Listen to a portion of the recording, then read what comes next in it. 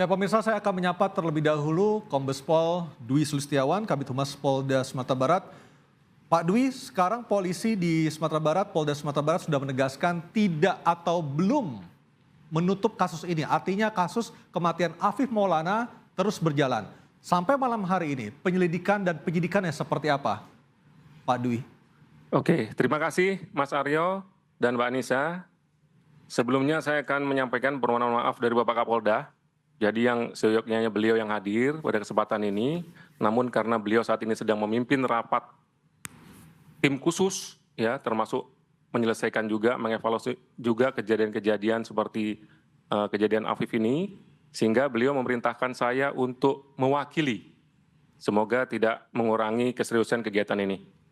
Baik, silakan Pak. Ya, jadi berkaitan dengan perkembangan kasus yang tersebar isu-isu berita-berita bahwa Kapolda itu menghentikan, itu sebenarnya tidak benar. Terakhir pada saat hari Minggu, Bapak Kapolda melakukan konferensi pers, ya.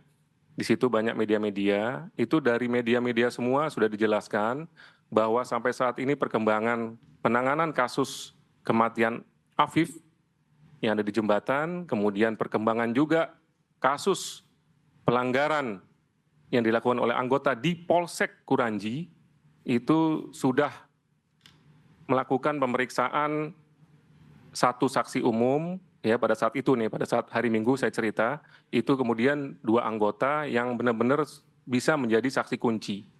Gitu. Jadi tidak ada penutupan kasus. Namun demikian, dari hasil konpres tersebut ada satu media yang membuat kesimpulan sendiri. Sehingga terjadilah isu yang beredar bahwa Polda Sumbar menutup kasus tersebut. Baik. Baik, Pak Dwi, berarti penganiayaan itu benar adanya tapi bukan terhadap Afif? Ya benar. Jadi di sini perlu saya sampaikan bahwa kasus pada hari Minggu dini hari tersebut itu ada 2 TKP. Ya, TKP.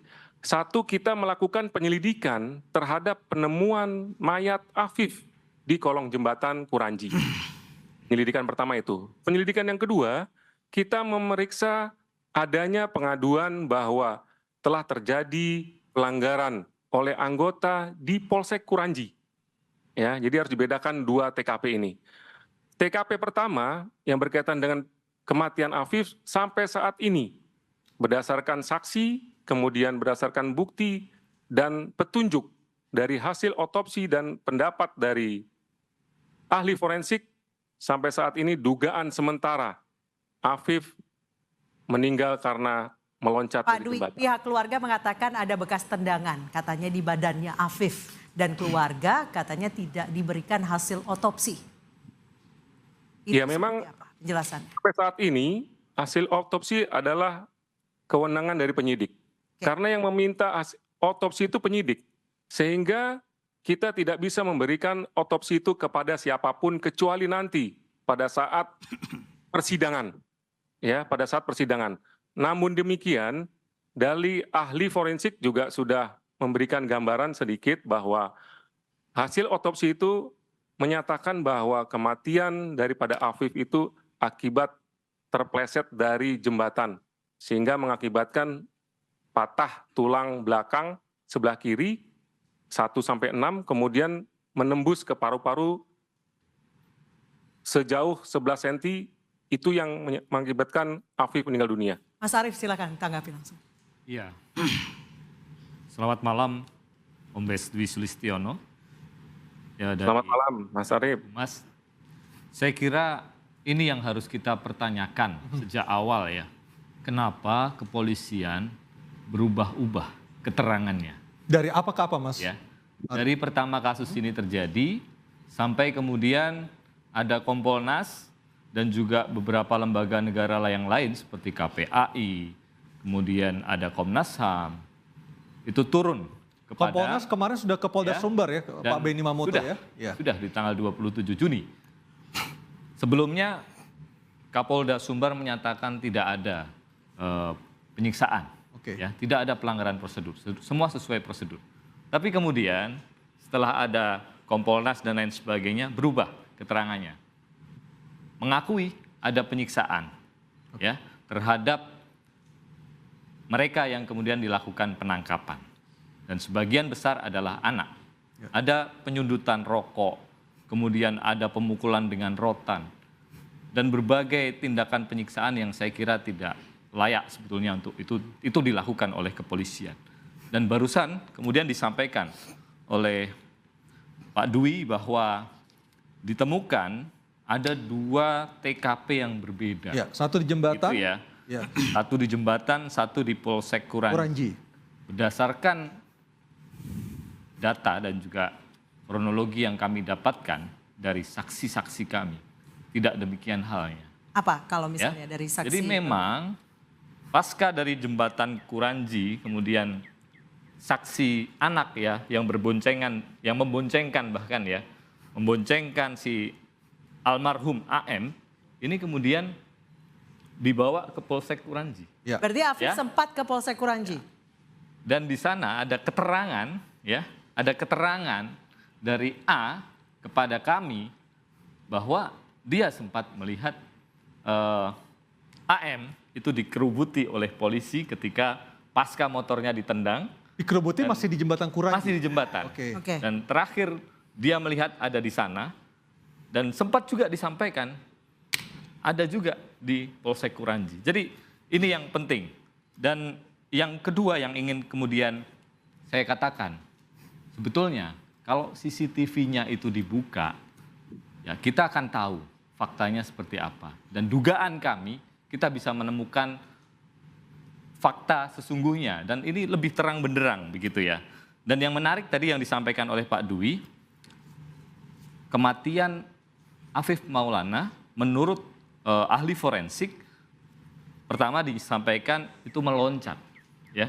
Tapi yang kedua terpleset. Jadi yang benar yang mana? Oke. Dan yang menarik begini, ahli forensik itu perannya apakah dia bisa menemukan fakta bahwa ini anak meloncat, ini anak terpleset. Dia tahu dari mana? Dia tahu dari saksi siapa? Bukankah ahli forensik ini memeriksa luka-luka, ya, memeriksa kondisi fisik korban, ya, dan kemudian dia tahu petunjuk bahwa oh ini luka karena apa saja. Oke, Pak Dwi Matiannya silakan karena apa? ditanggapi dulu statement dari YLBHI. Ya, terima kasih. Di sini saya menjelaskan berkaitan dengan berubah-berubah, ya. Pada saat dari awal sampai akhir Bapak Kapolda itu menerangkan perkembangan hasil penyelidikan. Ya, biar paham. Yang namanya perkembangan tentu berubah-berubah. Yang tadinya saksi diperiksa 5, sampai sekarang saksi sudah diperiksa 71. Tentu ini ada perkembangan kasus, bukan berubah-berubah. Kan seperti itu. Kemudian kami dari awal Polda Sumbar tuh sudah membuka, ya, membuka kepada seluruh masyarakat, silakan berikan saksi yang nyata, jangan katanya, jangan diduga, ya. Jadi dari awal kita sudah menyampaikan seperti itu, ya. Jadi kemudian bukan kita menyampaikan sesuatunya ini ngarang-ngarang. Kita dari TKP pertama itu sudah jelas kita memiliki saksi kunci, Aditya. Jadi yang disampaikan tadi bahwa keterangan Aditya itu melihat Afif dikerubungin oleh polisi, itu salah. Itu salah. Jadi dari saksi Adit ketika kita periksa lagi, itu menerangkan bahwa sesungguhnya Adit itu menyampaikan bahwa Aditlah yang dikerumunin oleh polisi. Pak Dwi meriksa Bukan Adit Afif. dengan siapa? Apakah Adit diperiksa beserta orang tuanya dan kuasa hukum?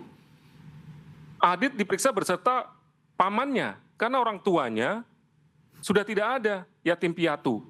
Ya, jadi itu hasil pemeriksaan dan sudah kita video. Ya, dan Ada sudah kuasa kita hukumnya langsung tidak itu? konfrontir dengan langsung LBH.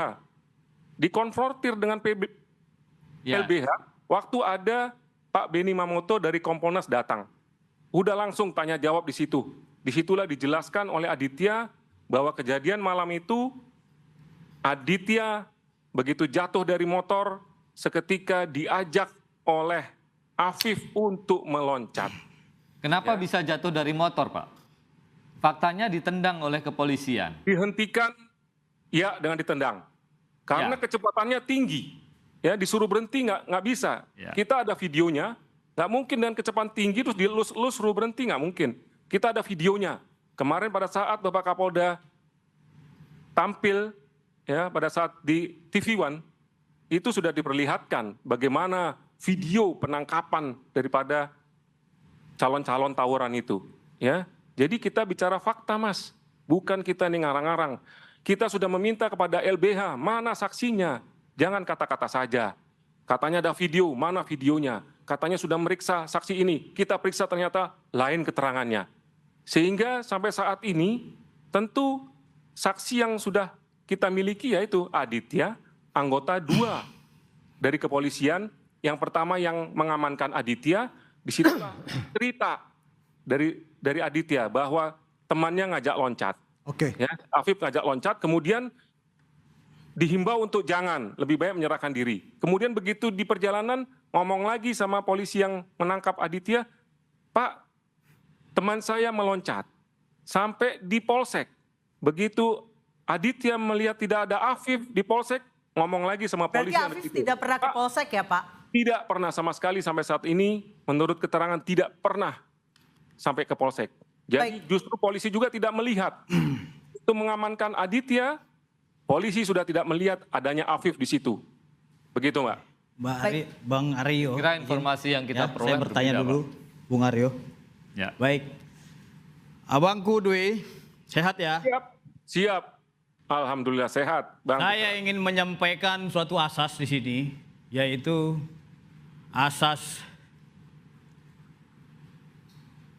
popule suprema lex exto. Artinya bahwa keselamatan rakyat adalah hukum yang tertinggi, Bang Dwi. Siap. Seharusnya Bapak Kapolri, Bapak Presiden memberikan penghargaan kepada Kapolda dan Dirkrimum Polda Sumatera Barat karena telah mencegah terjadinya aksi bunuh-bunuhan tawuran antara geng tawuran, geng Binturung, geng Gaung Alstar, dan geng Lubuk Binturung. Jadi kita harus apresiasi ini. Apabila tidak sigap Polda Jawa Barat beserta dengan Polresta Padang, maka berapa lagi korban jiwa yang akan mati Tapi di itu sana? asumsi dari mana Bang Pita? Karena kalau keterangan dari Adit mengatakan dia tidak bawa senjata tajam. Oke, begini Bung Aryo. Bahwasanya peristiwa itu dari rangkaian cerita, saya ingin berbicara konstruksi hukum dan fakta yang disampaikan oleh Polda Sumatera Barat. Yang pertama, di tanggal 8 Juni 2024 itu ya sekitar pukul 21.30 WIB sampai dengan 22.30 WIB di rumahnya Aditya, saudara AM ini ya sudah diperingatkan oleh Aditya agar tidak ikut tawuran. Oke. Anda Nah, tahu, akan tetapi- Anda tahu dari mana? Sebentar, kita akan Anda tahu dari konfirmasi Anda juga dengar nanti dulu, dari polisi. ini Bang versi Pita. dari pihak kepolisian. Baik. Makanya Versi dengar, kepolisian, kan gitu. ya. Anda Oke? tahu dari kepolisian, Saya ya. selesaikan dulu nih, konstruksi kerangka dari kasus ini yang disampaikan oleh versi kepolisian. Nanti silakan dikoreksi, Ya, kan silakan, gitu. silakan. Oke. Kemudian di tanggal 9-nya itu pukul 2.00 dini hari sampai dengan 3.00 dini hari, Polresta Padang mendapatkan informasi bahwasanya akan ada peristiwa tawuran antara geng, ya geng tawuran. Geng tawuran ini ada beberapa di sini. Yang paling besar itu adalah geng Gaung Alstar dan Bandar Buat Misteri bersama dengan Cengkeraya berhadapan dengan geng Lubuk Minturun. Jadi ini berdasarkan informasi yang diterima oleh Polresta Padang ada 15 titik.